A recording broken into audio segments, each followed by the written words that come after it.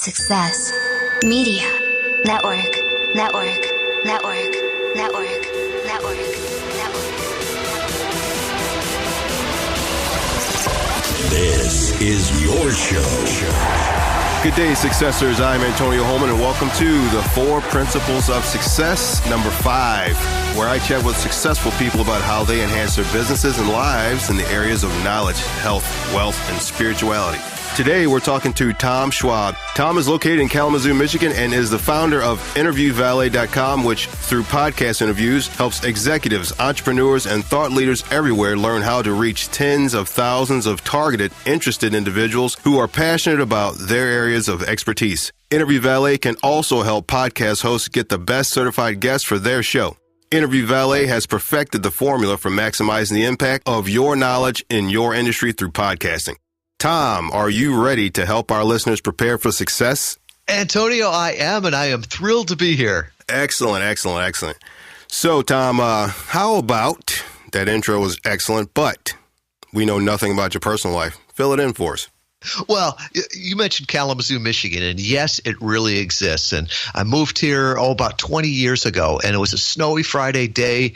I got off the plane and said, I'll take a job here, but I'm not going to die here. Well, 20 years later, family grew up here. It's become home. And while I don't want to die here, what I love is that now with the technology we have, we can connect with so many people in so many different places. I could be in Kalamazoo, Michigan, talking to you in St. Louis. Yesterday, I talked with somebody in Dubai, United Emirates, and Australia. Wow. So really, the world is such an amazing place now, how we're connected and everything. And so I always say, I live in Kalamazoo, or all my laundry and my family and my stuff is in Kalamazoo, but I live throughout the world too. Yeah, that is great. I cannot get enough of the power of technology. I'm such a technology geek myself, and I love it. This podcasting thing is just a beautiful thing. It's beautiful. For those who may not know about your company, tell us about what Interview Valet does.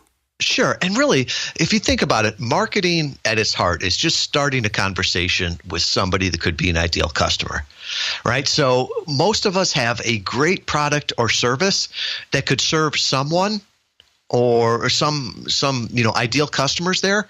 And our problem is not that we need to tweak this or do that. Our problem is that most of us are obscure. There's a group of people out there that with the knowledge you have, the product you have, the service you have, they would be thrilled, but they don't know about you. So really, Interview Valet breaks that down. It helps people get in front of those people that they could be ideal customers. Gets them to know, like, and trust them on podcasts they're already listening to. It's a leverageable thing. It's free. You don't have to buy, paid advertising. And it's really a great way to get your message out there. And it's also fun in that you get to meet a lot of people doing it. We've seen great conversion rates, 25 times better than blogs. And we really focus on allowing our clients to be the guest, and we take care of all the rest, all the prospecting, the pitching, the preparation. They've got to do the performance, but then we work with them on the progression to get people from listeners to visitors to leads, and then finally promoting the episode. So it's a fun industry, and I would say if you're listening to podcasts right now, you understand the power of this medium. Yeah, your service is actually something I'm very interested in getting involved with. Well, I'm pretty new right now at this, and your service seems incredible for me to take advantage of. So I will be doing that. We would love to work with you. Excellent. What was the first entrepreneur venture you've ever had your hands dirty in? I would have to go back to I think I was 8 or 9 years old, and I had to mow my parents' lawn as a chore, but there was a gentleman across the street, and he approached me about mowing his lawn, and he taught me so much about business, and he turned me into a little entrepreneur doing the entire neighborhood, and it was so great. Donnie Lander, I always point to him as one of the foundational people in my life and my business life. But, every time he would teach me a lesson from the standpoint of don't do something by the hour, He said, don't trade time for money. Do it by the project. And I'm like, oh, I've got to change that. And then there'd be other times where he'd teach me to upsell. He's like, you're already doing the lawn. As long as you're there, see if you can't, edge their lawns for them or do something else and make more money for each customer. And I'm thinking, that's great. And even to the point, he was such a great boss that some of the entrepreneurial things he did, like every year, instead of giving me a bonus of, a check or some extra money, he'd take me out for an experience. And that's something that I've always done with my own companies. And nobody remembers how much you got, for a bonus last year or 10 years ago. But I tell you what, if there's a team building activity or something that's very memorable, they'll remember that and talk about that. So my entrepreneurial journey starts when I was like 8 or 9 years old, mowing lawns. Sounds like he gave you some really valuable lessons you could take with you along your entrepreneurial journey too. That's pretty cool. And I always looked at that and said, we've got an obligation here to share with what we know. And that's not just with, contemporaries. Sometimes it's just a kid down the street that you can teach them business lessons. Yeah. Very, very valuable. Yeah. What do you feel was one of the hardest things for you to overcome in your business that you've since conquered? Oh, I would have to say fear of people stealing ideas. Originally I thought, I'm going to keep it all close to me and I can't share it. I can't do anything like that. And what I've come to realize is that, ideas are easy. I mean, everybody's got ideas, and that brilliant idea that I have, I'm not the first one to ever have that idea. What makes the difference is the execution. And the more people that you can get involved in that and share that, the easier the execution can be and the more fun the execution can be also.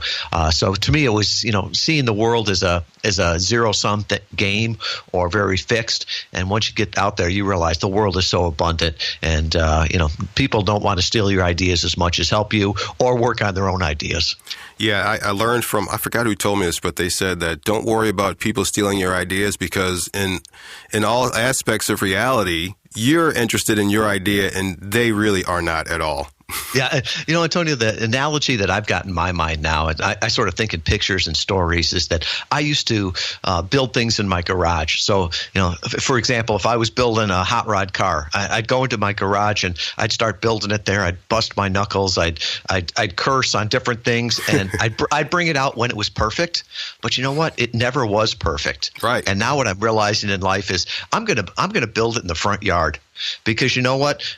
Of 100 people that drive by, 90% of them, or 90 of them, won't even recognize it. There's probably going to be 2 or 3 that make fun of me as they drive by. That's okay. But there's probably, 5, 8, something like that will stop and say, hey, that's really neat. Can I help you? Somebody else is going to go home and say, hey, I've got this tool that would help. And, at the end of the day, I'm going to have more fun doing it and have a better product with it. So, sometimes we look at it and, the worst thing that you can do to somebody is solitary confinement, right? That's called cruel and unusual punishment if we do it too often. If you do it in prisons. But boy, how often as business owners and successful people do we do it to ourselves? Yeah, absolutely. That is true.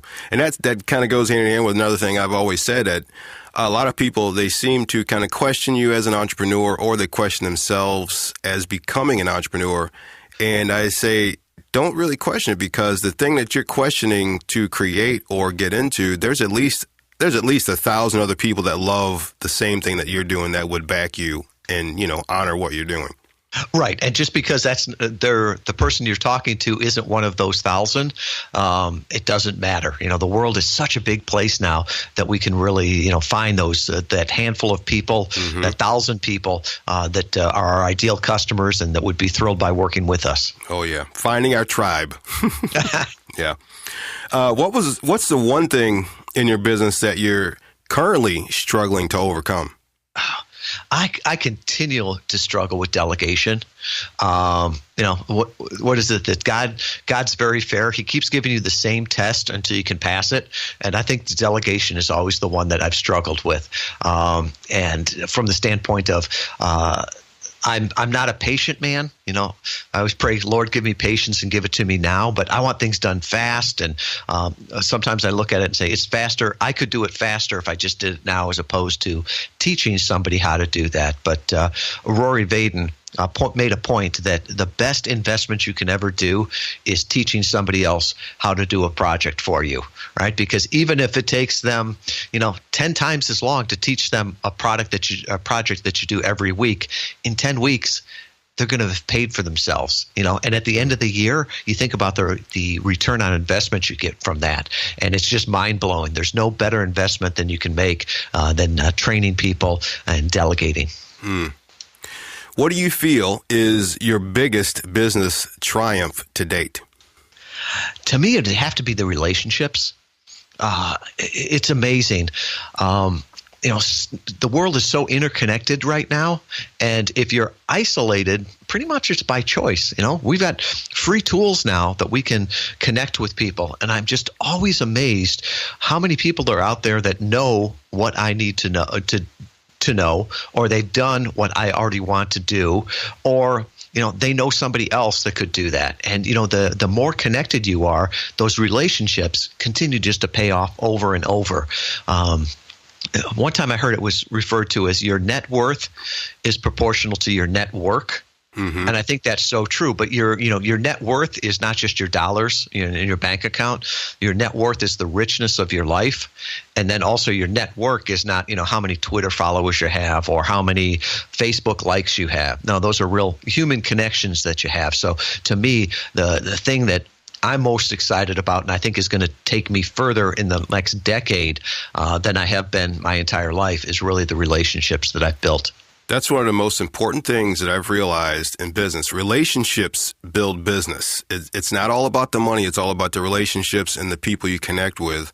And it took me a long time to figure that out. And me creating this podcast is actually creating a lot of positive relationships that I'm really starting to value a lot. And I'm incredibly appreciative of all these people like you, Tom, who I get to talk to and pick their brains, and I get to learn from personally. And it's a great feeling.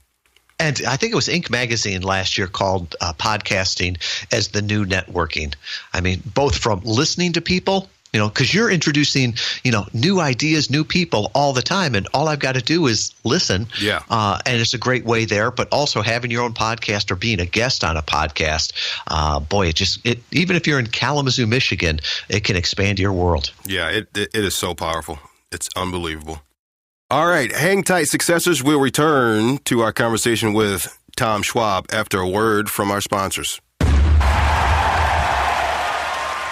Are you tired of using a ton of different services to help run your business? Here comes Zenlista to the rescue. With Zenlista, you can connect, post, schedule, and find content from all of your social media accounts. List and auto-update your company listing on over 300 sites and search engines. Generate live leads sent directly to your email. Monitor and manage your reviews and reputation before they're available to the public. See how you compare to your competitors. You can even create landing pages to gain new clients. Along with free one-on-one training after sign-up, Zenlista has all of this and so much more, all in one place. Exclusive for the first 250 listeners, receive 75% off the regular price. Sign up today at the4pos.com/Zen. Again, that's the4pos.com/ZEN.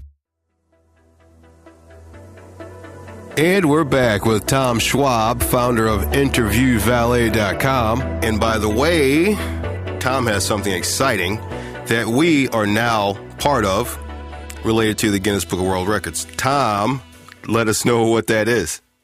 Yes, I'm going for the world's record for the most interviewed person. Reached out to Guinness earlier in the year, and they had a category for television and radio, and reached out to them and said, well, how come you don't have one for podcasting? They said, because nobody's ever applied for it for podcasting. So I said, I'm the man. With that, I've done nearly 500 podcast interviews, and it's the way we've grown our business. It's the way I help other people grow their business. And, I get to meet a whole lot of interesting people that way also. That's a genius idea, right? I was like, wow, this is pretty cool. I've never really thought about it, but yeah, that's cool. It's really awesome. And one of the things is that people say, well, that's a genius idea. And I'm like, yes, it is. And it wasn't my idea. Sometimes in small business, R&D stands for recognize and duplicate. Mm-hmm. A friend of mine, podcaster, Nick Pavlidis, does a great podcast called 5 Minutes with Dad with his two kids. And he was looking up to see what the youngest podcaster was. And I think his daughter at 2.5 or so is going to be in the Guinness Book of World Records for that. So as he was telling me about that, that's when I got the idea. I'm like, that's a great idea. I've got to see if there's one for the most podcast interviews. Oh, yeah. That's so cool. So how did you get so involved with podcasting in the first place? Really, it comes out of my background. I would say my first job out of college was running nuclear power plants. I've run a nuclear power plant and I've run a small business. One of them was easy because it came with an instruction manual. So I've always looked at things as systems and how can you leverage them? How can you optimize it? And, I built one of my companies on inbound marketing, which is basically, using content to attract people, to engage them, to convert them. Well, built and sold that business, and then I was working with some other clients, and blogs just weren't working. This was back in 2013, and even then we could see that not as many people were reading blogs. They weren't converting as well. But podcasts were really taking off.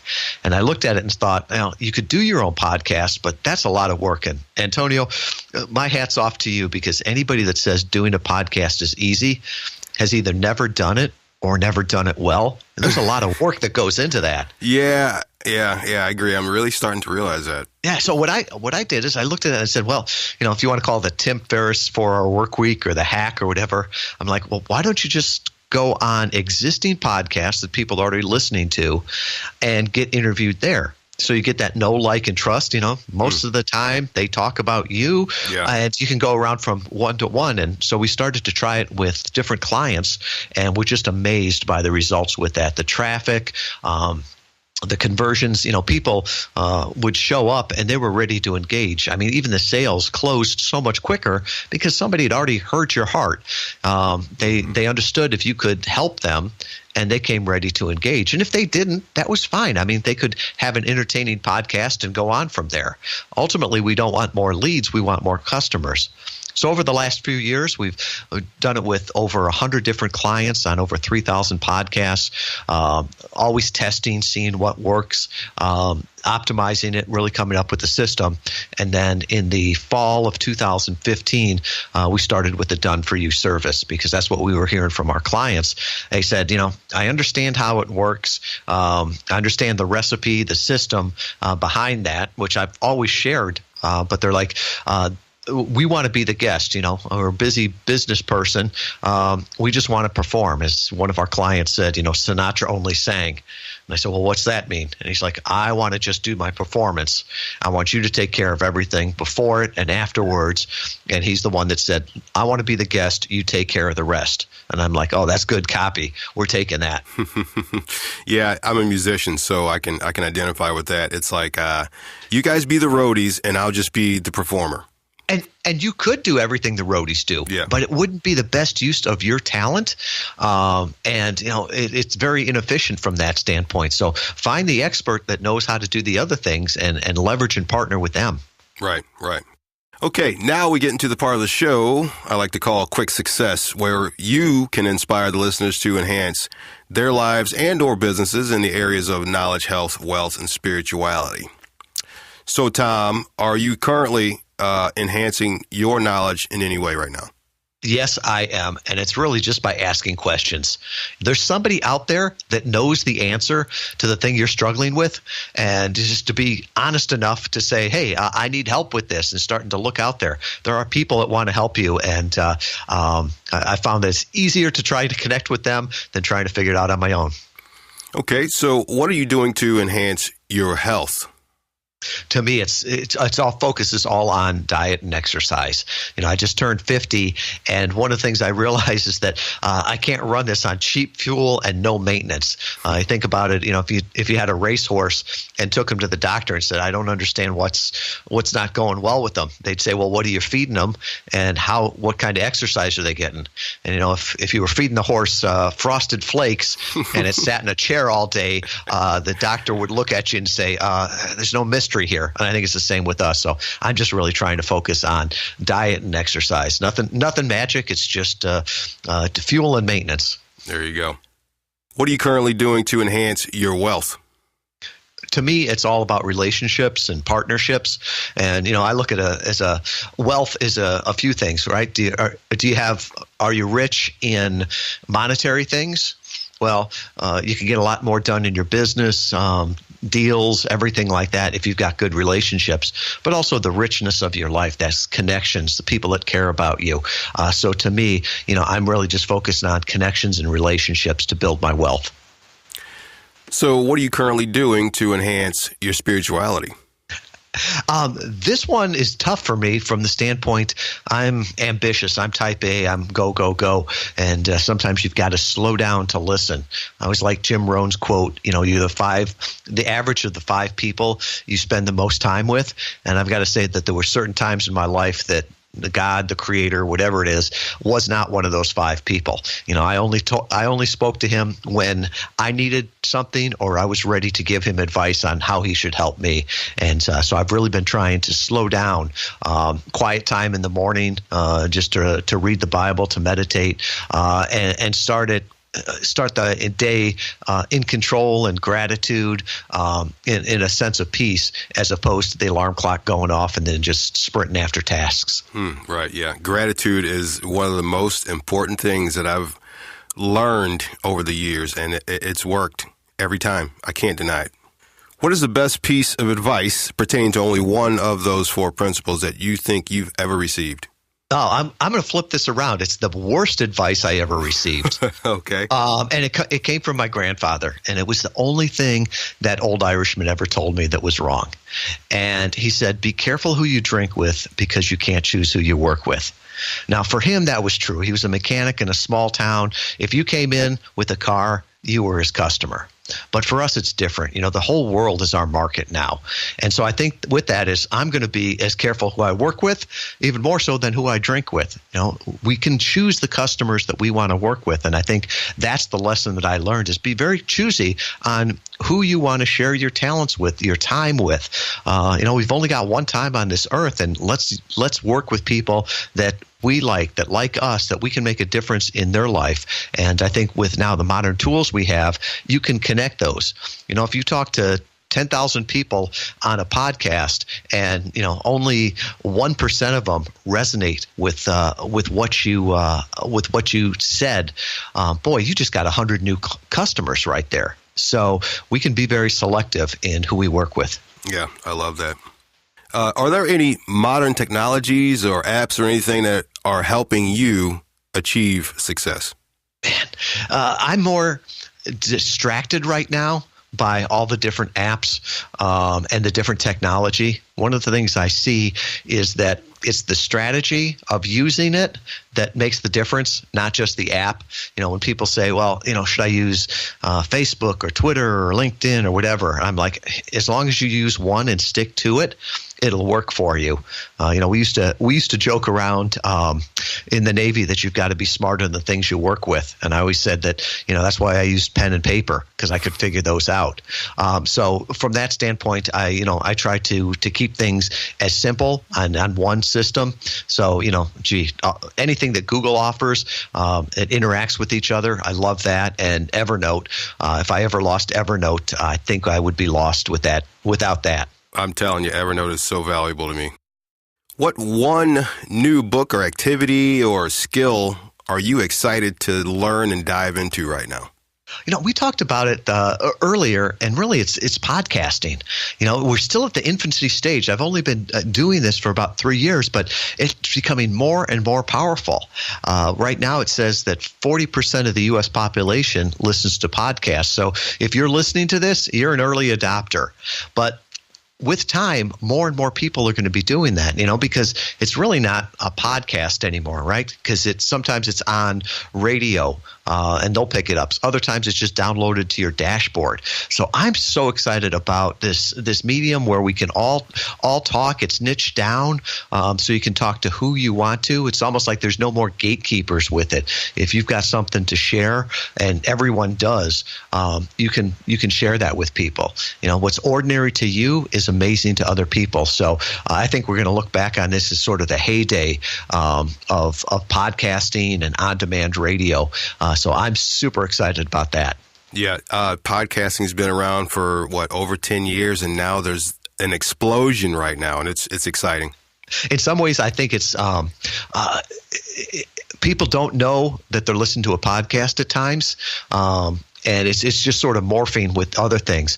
I remember as I was interviewed on a podcast a while back, and then a few months later had some buddies from Arizona that contacted me and said, "Hey, I didn't realize you were in town." And so I finally called them back, and they said, "Yeah, we heard you on the morning drive this morning and figured you were in town for something." And it was an interview that I had done probably 6 months before on a podcast that got picked up by a local radio station. Wow. So to them, they just thought I was, in town on the radio. And I was actually probably calling in from Kalamazoo, Michigan 6 months before. That is so cool. Awesome. Okay, on the subject of success, what piece of advice could you give our listeners? Yeah. Go back to the story that I said at the beginning. Why I'm successful is because as 8 or 9 years old, there was a man that shared what he had learned. Now, he didn't have to, but boy, he blessed my life so much by sharing that. And I would say to anybody that's listening to this, you've got something that you could bless other people with. It's something that you've learned in life, something that some wisdom. And it's so easy now to share it with people. You've got the tools, you've got the technology to do that. Sometimes I'll ask clients and say, would you jump on a plane to go speak to 1,000 ideal customers? And some of them would say yes, and other ones are like, no, I don't want to speak in front of 10 people, just from being stage fright and everything. Well, no matter where you are, what issues you have, you can get on a podcast. You can start a podcast. You can talk. This is like Antonio and I are just like talking on the phone now, just like two friends. So you can do that and impact so many people. So, if you want to be successful, help other people be successful. You'll learn as you do that. So I would just encourage everybody, you've got something that you think it's ordinary, but to other people it'd be amazing. And there's been no easier time to share that than now. And, there's no time like the present to bless people with what you know.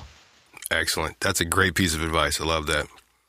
All right, successors, Tom has a special offer for you, just for you. Tom, hit us with that. Sure. And, I always say that this is a system that we've put together, and I want to share this openly here. So I wrote a book called Podcast Guest Profits, How to Grow Your Business with Targeted Podcast Interviews. That's available there on Amazon and everything. But there's a few resources that aren't in the book that I want to share just with the listeners here. One of them is an infographic that explains the entire 6-step process. And, we talked about it earlier, that in the prospecting, the pitching, the preparation, the performance, the progression, and the promotion. So there's that infographic there. There's a quick 30-minute training that explains it in more detail. And then the thing that Antonio and I were talking about just before that I want to throw in there too is the checklist that I use before every podcast interview. They say checklists are written in blood. Well, a lot of the blood is mine from stupid mistakes that I've made going into podcasts, and I don't want you to make the same one. So learn from my mistakes, and you can have a perfect interview from the very beginning. So all of those things, I'll just put those up over at interviewvalet.com/the4 POS. So interviewvalet.com/the4 POS, and all that stuff will be there. And I'll put all my social media there too. So if you want to connect with me in any way, my email will be there. And like I said, what's ordinary to you is amazing to me. So please do connect. All right, great.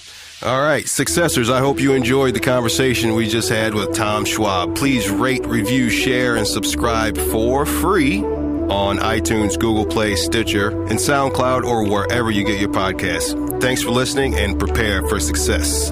Thanks, Tom. Thank you, Antonio.